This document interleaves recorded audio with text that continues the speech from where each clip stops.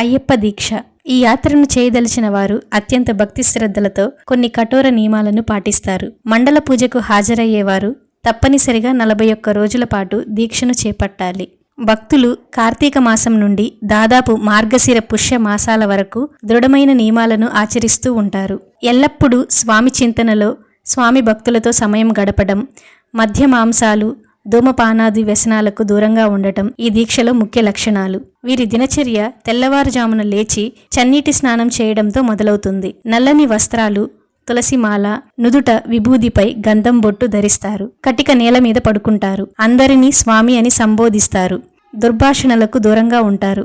ఒక మండలం పాటు నియమాలతో గడుపుతూ ఉంటారు. దీక్ష తీసుకోవాలనుకునే భక్తుడు గురుస్వామి వద్ద నుండి ఉపదేశమాలను ధరించి నిత్యం అయ్యప్ప జపముతో భజన కార్యక్రమాలలో పాల్గొంటారు. గురుస్వామి నాయకత్వంలో తమ తలపై ఇరుముడిని పెట్టుకుని యాత్రను ప్రారంభిస్తారు.